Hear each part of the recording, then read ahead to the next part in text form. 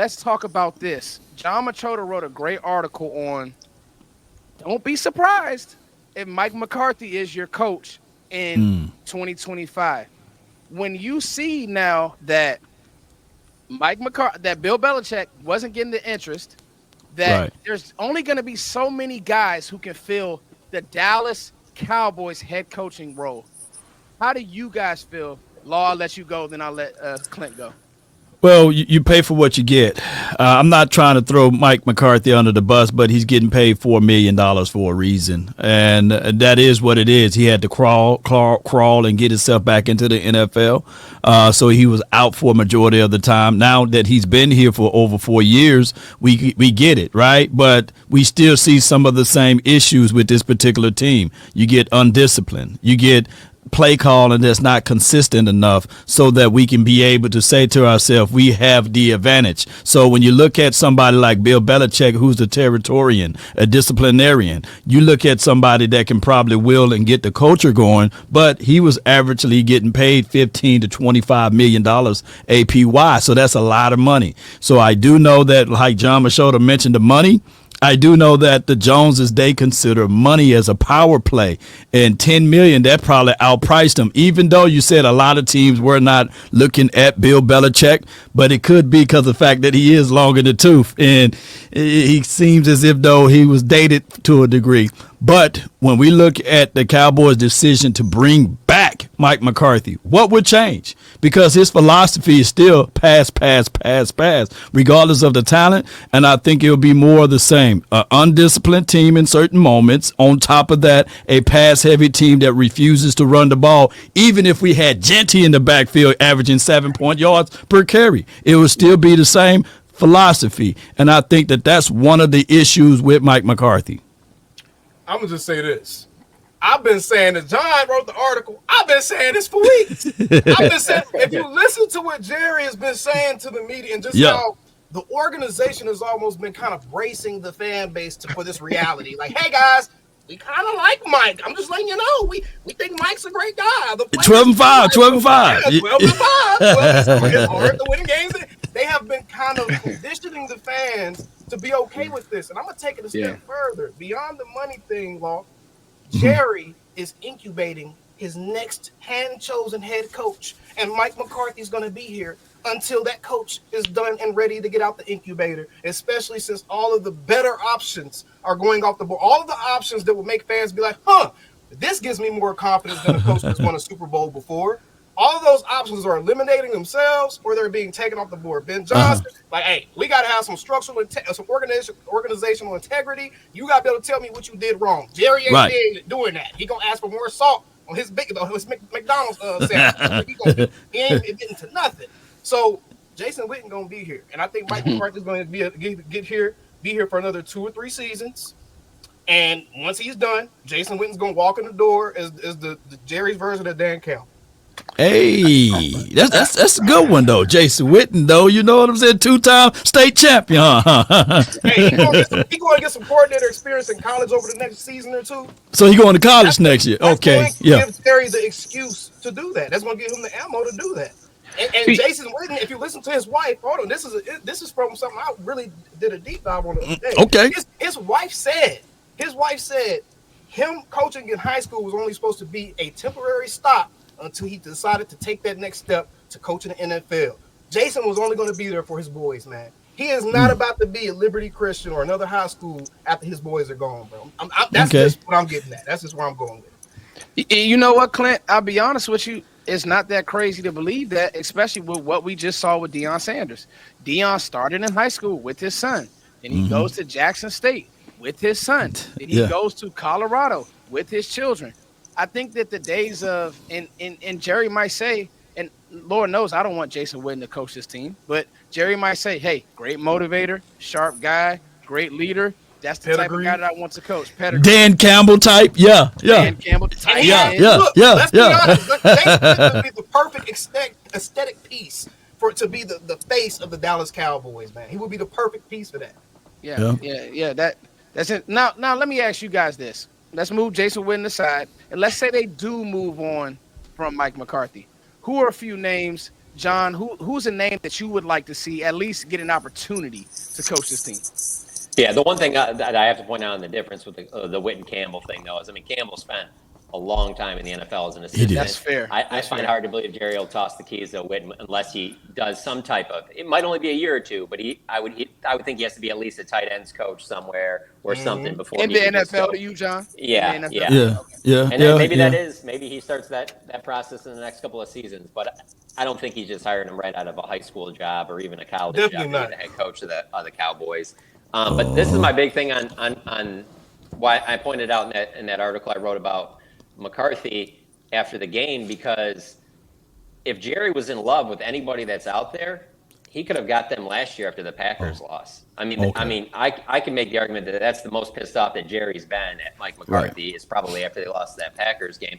And the people that are on the top of the list that you'd be looking at are Bill Belichick, who's now off, Ben Johnson, and Mike Vrabel. And they were all there last year. So if he was absolutely in love with any of them, he would have moved to them last year after that loss in January. So I feel like those are still, I think Vrabel, if you want because he's got a little bit of the Witten too, where former player, all of that. But then the other part of it with Ben Johnson, I just think that it's still it's hard for me to see Jerry go with a coach that doesn't have any head coaching experience. I do think that makes a lot of sense. I mean, especially if you hired Ben Johnson with the right defensive coordinator, Yes. let's say like a Robert Saleh or something like that, where it's like you bring these two guys in. I do think it changes some stuff up, but here's the thing: if you go to that, then that's another new offense for Dak Prescott, which I Right. think we would all be like, yeah, well, that's just how the NFL's played. You keep it rolling. Yeah. Those are the type of things that Jerry factors into with. Yeah, but do we really want to do that? Maybe that sounds like a lot of change. And I'm just looking at the body of work. Actions speak louder than words. He's not showing you that he wants to do a lot of change. He wants to continue drafting and investing in what they have right now because, yeah, you know what? It might not get to a Super Bowl, but we probably also won't be one of these teams that every year is picking in the top 10. And of course, fans don't want to hear that. But I feel like that Jerry Jones being the owner and general manager, that's what his actions say to us. So Yeah, I want go ahead. go ahead. Go ahead. No, I you was got gonna it. say, well, John, what was the ideology of moving and elevating Al Harris to that assistant coach, head coaching position? And if you think of it, Mike Zim is long in the tooth. Will he come back next year? Could this be a combination if the Cowboys decide not to bring back Mike McCarthy and keep some of the semblance here? Could they just elevate Schottenheimer as the offensive coordinator and make Al Harris the head coach here, or elevate Mike Zim to be the head coach, or et cetera? Those type of things. I mean, with Jerry, you can't rule out anything. I just don't think that that's very likely. I can see a scenario where they hire a head coach who, so in this case, it wouldn't be Vrabel.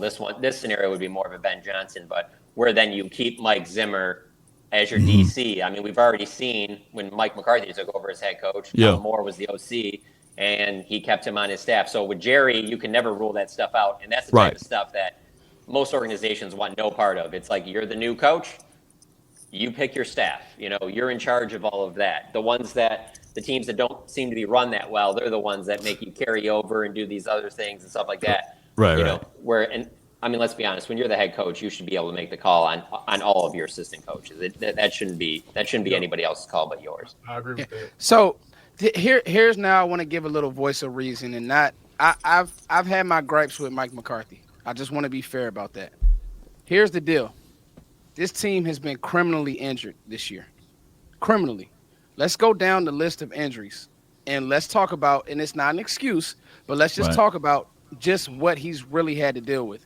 DeMarcus Lawrence, gone. Deron Bland, he just steps wrong in training camp. He's out till he came back 2 games ago. So he stepped wrong. He stepped wrong in training camp. He literally missed half the season. Micah Parsons was out for a stint.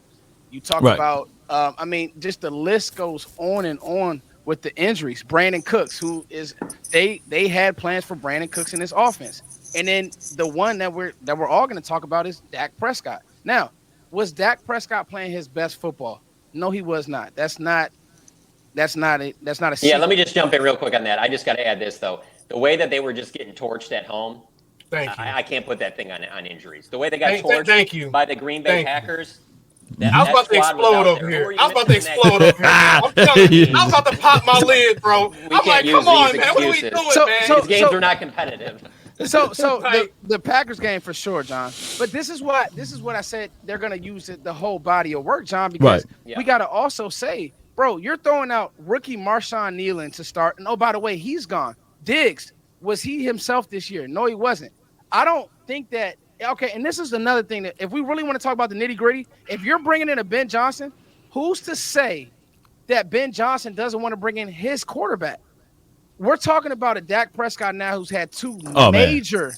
No, he can't do that. He can't do that. No. Exactly. Come on, Foot. So no. Time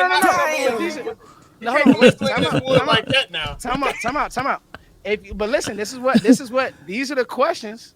These are the questions that we have to ask ourselves. I'm not saying that you keep Mike McCarthy, but if you want to bring in an offensive-minded guy, Dak Prescott ripped it. Hold on, wait. Hold on. Wait a minute, man. I'm gonna let you. Come on now, dog.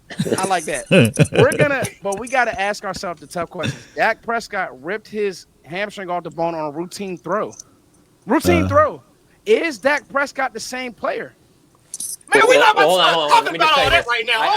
The only reason I got to jump on this because hold on, man. Look, okay, cool. The injury, all that stuff is fine. We can't say okay, cool. He's 31. You know what the biggest issue is as far as why I have with Mike McCarthy is one of the main jobs of a head coach is to be a manager, bro.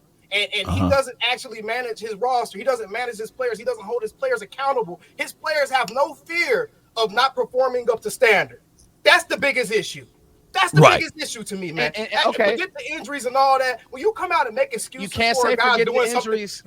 No, because when you come out and make excuses for guys doing stuff that professionals shouldn't be doing still, they should understand what their job is on that field. When you're a special teamer, you have a very limited set of job responsibilities, okay? You should not be coming out and making excuses for an Amani Warrior coming out and saying, "Oh, he heard the crowd roar." Yeah. Hear the crowd roar. Yeah, he's a football player. Because you're hearing the crowd. Hey, so Clint, you want to know what one of the roughest things? Clint definitely gonna drive our ratings up. I love Clint. Hey, Clint, to be honest with you, I think one of the issues is Mike will actually hear some of these calls go across the headset, and he'll let it happen. Like that's if you want to call him out for that. I'll tell you this too. I can't believe that I can't believe that Fossil still has a job. We get a penalty. We get a penalty on every special teams kicker. We've gotten literally a penalty on every either kick return, kick off. It's been terrible. So I Jerry definitely old ass give was you that. mad last night. I can't believe either.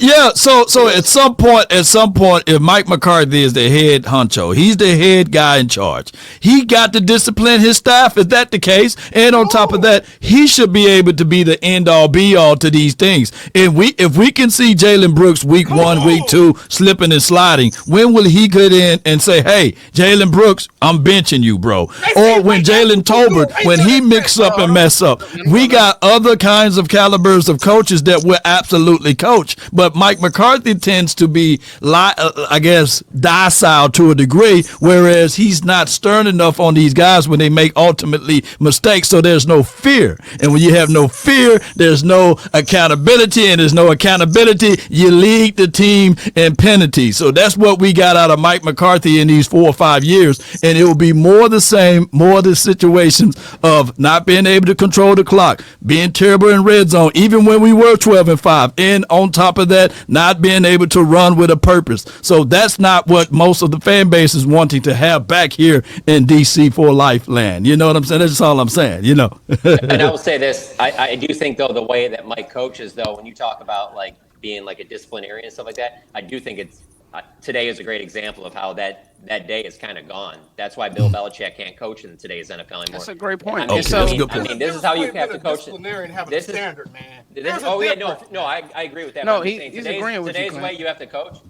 If you're going to say something negative about fixing something that player did, you better start that thing with 1 or 2 positives before you get to that negative. Like you can't, so there is a little bit balance there. And Mike is a player's coach. So there is a balancing act. You do have to be there has to be more discipline in this team. And I completely agree with you guys, especially on the special teams. There's no excuse for those issues that have been happening recently. But I just want to add this in real quick. When you mentioned the Ben Johnson thing about bringing the quarterback thing over, no, you wouldn't do that with Ben Johnson. The reason Ben Johnson would be hired is because you're like, no matter whoever is the biggest Dak hater or thinks he's the worst quarterback, I promise you think he's better than the day that the Rams traded Jared Goff, had to attach a first-round pick to Jared Goff for them to take him off his hands, and then Ben Johnson has helped turn him into what he is today. The reason you'd be hiring him is because you'd be like, oh, he can have success with Dak. And, I mean, look what he's done with Jared Goff, because let's not act like Jared Goff wasn't being, like, kind of cast aside about 3-4 years ago where people are like, yeah, well, he's not going to do anything in the NFL, and now he's up for MVP. So that's the reason you'd be doing it. He wouldn't be coming in to change quarterback.